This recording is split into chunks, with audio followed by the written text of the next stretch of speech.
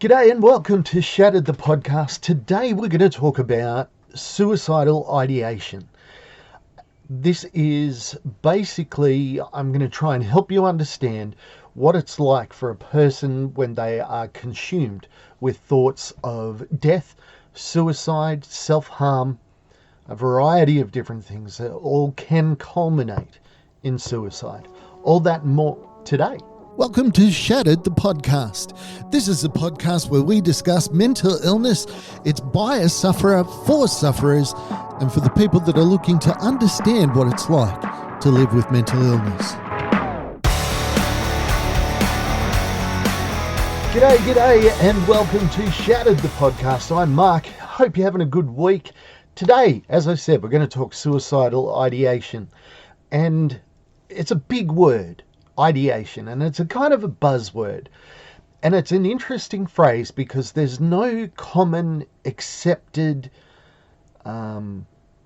consensus around what suicidal ideation is exactly and how to diagnose it.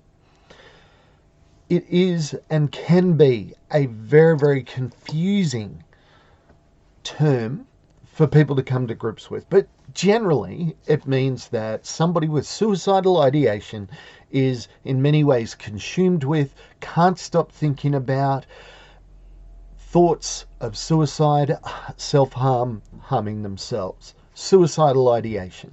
It's like saying that somebody has a mental illness. It's a broad spectrum definition, or not a definition, it's a broad spectrum kind of term that isn't a definition. It's not a diagnosis. So somebody can't be diagnosed with suicidal ideation.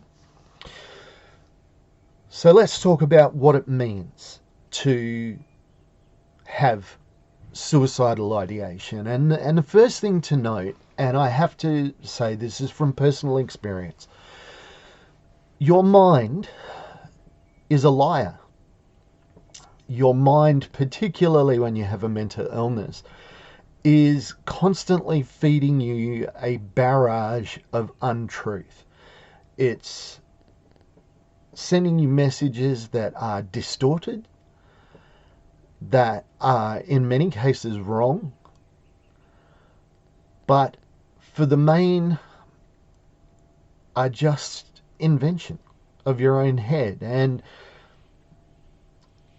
when you want to talk about evil, and this is a kind of abstract concept, when you want to talk about evil, I've always said that there's nothing so evil as the human mind. It was a human mind that came up with the Holocaust. It was a human mind that came up with the killing fields. The human mind, if it doesn't have controls on it, can become something that is incredibly evil. Now, I'm not saying that we are all inherently evil. Far from it. I'm using an extreme to indicate exactly what I'm trying to get at here. Now, mental illness is the biggest liar of all. It will be telling you that you are useless, you are hopeless, that you have no hope, that you aren't worth anything. And this came to my attention once again just recently. If you look at me, I guess I seem fairly healthy. I'm able to talk about my issues. I'm able to talk about what's going on in my life as pertains to mental illness. But a friend of mine said in a certain context that I need to be putting myself more out there. I need to be more forward, more I've got a big note myself. And it was really interesting because what came to my mind is I don't care about myself. I am not important. And this is suicidal ideation at its worst. And let me clarify. The thoughts of suicide still come to me.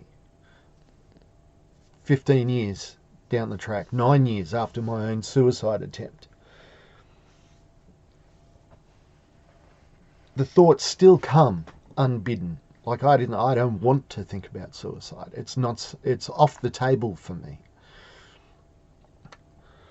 But this idea of self-worth, and this person was talking in a way saying this is just a natural thing to do. You need to do this in this circumstance.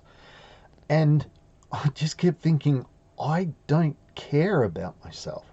I don't care if I get noticed. I don't care if people think I'm important. Because in my heart,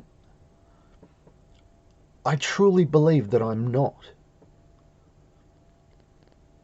My mind is telling me, even now as we're discussing this, that there is no point to this. That I need to just give up. I need to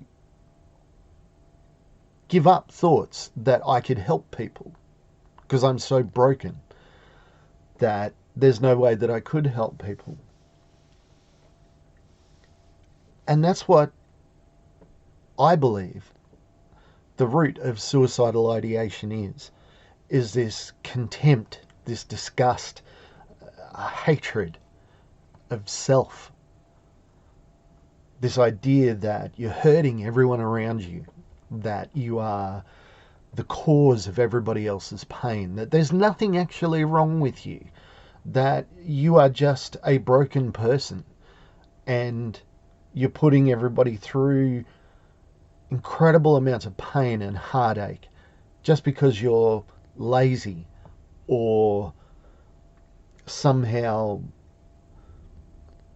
broken, that you can't be a real honest to goodness person.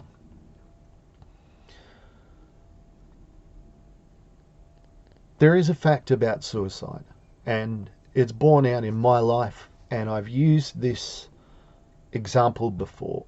The gentleman that jumped off the Golden Gate Bridge to try and take his own life, one of 19 people that have survived the thousands of people that have jumped off the Golden Gate Bridge in order to take their own lives. And he said something interesting, and he said something which is 100% true, in that when he jumped off the Golden Gate Bridge, the moment his hand left the railing, at the point of no return, that was when he realized that that was not what he wanted. He truly did not want to die. His mind had told him that it was the best thing for him, that he was helping the people around him, that it was in many ways a good thing. And that's what my mind told me. My mind told me that I'm hurting, or I am hurting my family due to my inability to be a normal person, my inability to work a full-time job. I can't work a full-time job. I can barely work a part-time job. And you get to a point where you just think you're such a burden on everyone that it would be so much easier for you to just pack it in. But the problem with that is the people that you leave behind. I think a lot about what it would have been like for one of my children or my wife to find my dead body. What would my kids now be dealing with? They're coming into their teenage years. I am not a perfect father. At times I've been a horrible father. But my psychiatrist, no, it's actually a psychologist, said something to me once. She said, no child is better off without one of their parents. And of course I went, oh yeah, what if it's an abusive parent? What if it's this? What if it's that? And those are extremes. There's always exceptions to any rule. But in this case, it was true. How would my kids be better off if I was not alive? And the answer, which always comes to me, says that, well, your kids will be healthier, happier without you. My encouragement is twofold today. One, if you're concerned for somebody, particularly over this holiday season, talk to them. Just ask, are you okay? Are you safe? And if they open up, first and foremost, tell them thank you for trusting you.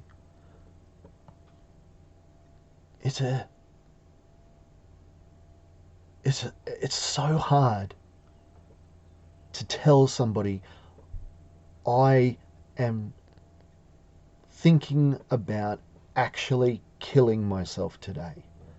It is not an easy conversation.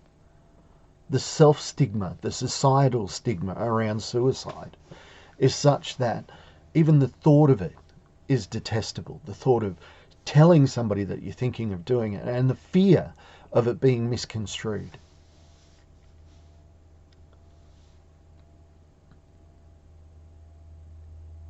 If you are having those thoughts, again, first thing to do, reach out, talk to somebody, call a helpline, talk to somebody you trust, a parent, a relative, a friend, a religious leader, someone that you trust, somebody that you know will not harm you with this information. This Christmas, let's try and look out for everyone around us. Well, I think that's a good thing to do. As you know, Shattered the podcast is designed to get the word out about what it's like to live with a mental illness. Understanding is so much better than awareness. I ask you, if you want to join the conversation, if you want to help us in our work, please subscribe, like, share, wherever they pop up on the screen. Let people know about these conversations so that we can help more and more people. Have a great week, and above all else, I look forward to speaking to you again next week. Bye for now. Thank you for listening to Shattered the podcast. I'd like to thank our producer, Meredith Brosnan, our executive producer, Torian Lau, and the band Adelaide for allowing us to use their song as our theme. Go to shatteredthepodcast.com for more information.